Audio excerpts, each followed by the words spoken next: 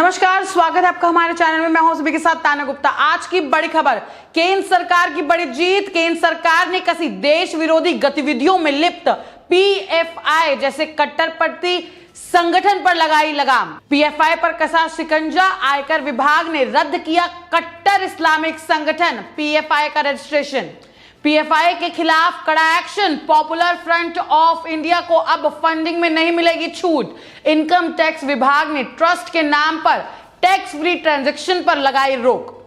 आपको बता दें, बहुत बड़ी उपलब्धि केंद्र सरकार की, जो एक कट्टरपंथी सोच वाला ये संगठन था, जो कि सारी बोल सकते देशद्रोही वाली गतिविधियों में शामिल था, लिप्त था, और उसका काम ही देश में हाहाकार मचाना, देश को तोड़ना और देश में खून की नदियां बहाना था। जिस संगठन की मकसद था, उस पर अब रोक लगा दी और आयकर विभाग ने कसा शिकंजा। केंद्र सरकार की एक बहुत बड़ी उपलब्धि, और केंद्र सरकार ने जो सोचा हुआ था कि पॉपुलर फ्रंट ऑफ इंडिया यानी कि पीएफआई, उसको अब शिकंजा कस लिया। आपको बता दें कि पीएफआई का पंजीकरण रद्द, कई देश विरोधी गतिविधियों में इसका नाम आ रहा था। इसे एसआईएमआई का आधुनिक रूप भी कहा जाता है। आयकर अधिनियम 1961 की धारा 12A3 के तहत रद्द किया गया है रजिस्ट्रेशन। आपको बता दें, कट्टर इस्लामिक संगठन पॉपुलर फ्रंट ऑफ इंडिया के खिलाफ आयकर विभाग ने कड़ी कार्रवाई की है। आयकर विभाग ने पीएफआई पर शिकंजा कसते हुए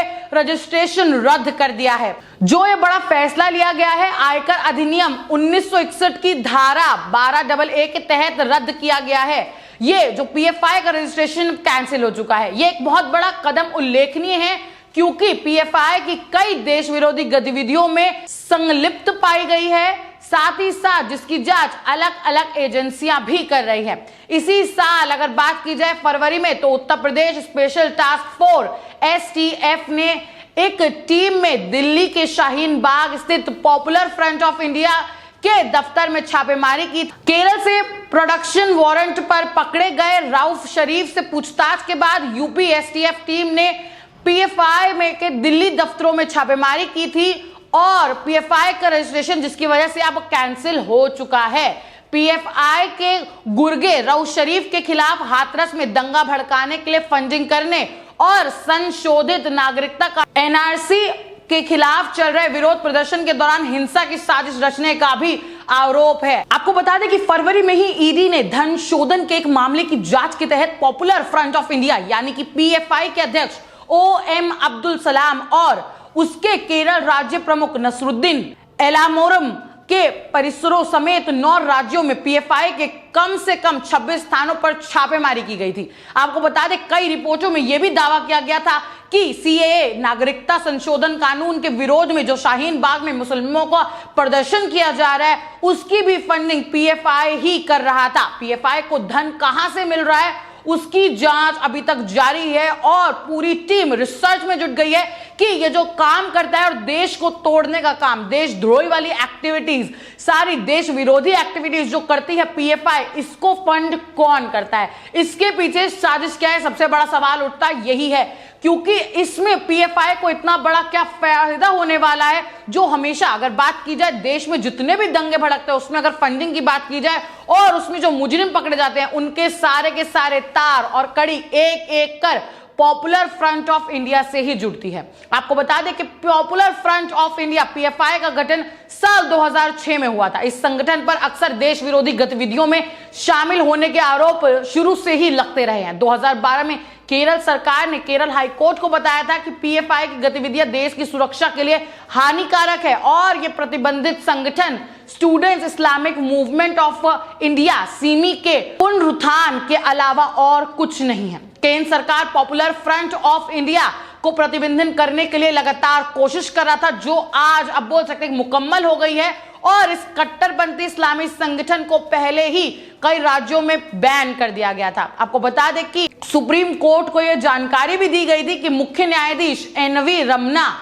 जस्टिस सूर्यकांत और जस्टिस एएस बोपन्ना को पीठ को सॉलिसिटर जनरल तुषार मेहता ने अपनी सूचनाओं का हवाला देते हुए यह जानकारी दी कि सीएए विरोधी हिंसा और दिल्ली दंगों के दौरान भी इस संगठन का ही नाम आया था। आइए बात करते हैं लखनऊ की। तो लखनऊ में एक साजिश रची गई थी जिसमें खून की नदियां और बहुत बड़ा बोल सकते हैं आतंकवादी संगठन जैसे काम किए गए थे, जिसमें देश को तार तार, देश में कुछ बड़ा कांड करने की फिराक में थे पीएफआई के लोग। उसके बाद इसको बोल सकते हैं जो उनकी कोशिश थी, जो उनकी साजिश थी, वो नाकाम कर दी उत्तर प्रदेश सरकार ने, क्योंकि यूपी पुलिस बहुत अच्छे से काम कर रही है और उन्होंने उसको पकड़ लिया। अगर बात की जाए जो पीएफआई के लोग पकड़े गए थे उसमें भारी मात्रा में उनके पास जिंदा कारतूस, साथ ही साथ बहुत ज्यादा बम बनाने का सामान, देसी बम बनाने का सामान और बहुत सारे बोल सकते हैं उनके पास हथियार भी बरामद हुए थे। जो उनकी कोशिश थी वो कुछ बहुत बड़ा करने की थी। जिसके बाद बात करी जाए इससे पहले भी अगर सीएए जो बोल सकते हैं जो शाहीन बाग में पूरा मामला हुआ था और दिल्ली दंगों में भी पीएफआई का नाम बार बार आ रहा था कि उनकी तरफ से ही बार बार पैसे आते हैं, उनकी तरफ से फंडिंग की जाती है, उसकी तरफ से देश विरोधी एक्टिविटीज की जाती है। जिसके बाद अब अगर बात की जाए तो ये जो शिकंजा कसा गया है पीएफआई पर, आयकर विभाग ने छूट दे रखी थी पीएफआई को, उस पर अब जो बड़ा फैसला गया उसकी को जो रद्द कर दिया गया उसका प्रमाण को, वो बहुत बड़ी उपलब्धि है। केंद्र सरकार शुरू से करना चाहती क्योंकि देश के खिलाफ जो भी जाएगा केंद्र सरकार, भाजपा सरकार सबसे ज्यादा उस पर शिकंजा कसती है।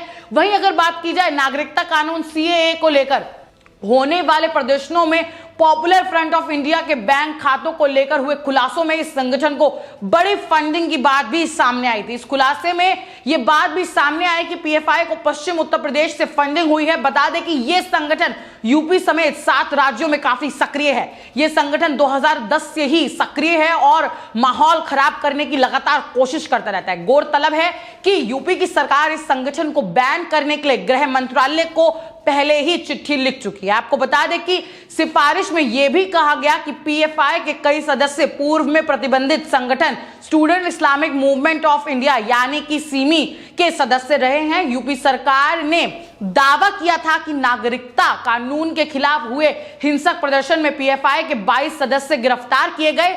यही नहीं हुआ मामला, इसके आगे भी पुलिस कार्रवाई में भी उत्तर प्रदेश के विभिन्न जिलों से पीएफआई के करीब 1.5 दर्जन लोग गिरफ्तार हो चुके हैं।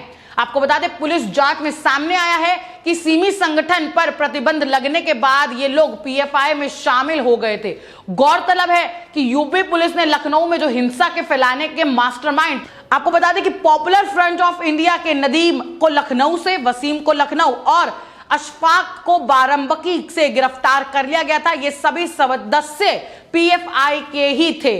आपको बता दें बहुत बड़ी उपलब्धि थी ये उत्तर प्रदेश सरकार की। उत्तर प्रदेश सरकार जिस तरीके से काम कर रही है और उत्तर प्रदेश में जिस तरीके से दंगा भड़काने की कोशिश थी और जिस तरीके से दिल्ली को जलाया गया था, जिस तरीके से दिल्ली को धुएंधार बोल सकते हैं जो प्रदर्शन किया गया था, हिंदू मुस्लिम के बीच में लड़ाई करा दी गई थी, वो बैर दिखा था और लोग विवश हो गए थे एक दूसरे के लिए, लोग अपनी जान बचा रहे थे। उसमें भी जो नाम आता है वो सिर्फ पीएफआई का ही आता है। पीएफआई एक ऐसा संगठन है जो देश को बांटने का काम करता है, देश में अराजकता का माहौल पैदा करता है और अब जो पीएफआई पर अब जो शिकंजा कसा गया है ये बहुत बड़ी उपलब्धि देश के लिए, जिससे शांतिपूर्वक माहौल रहेगा और देश में शांति रहेगी। बोल सकते हैं एक मुजरिम को पकड़ने से और एक संगठन को बंद करने से बहुत बड़ी कामयाबी मिलेगी केंद्र सरकार को और देश में हाहाकार नहीं मचेगा।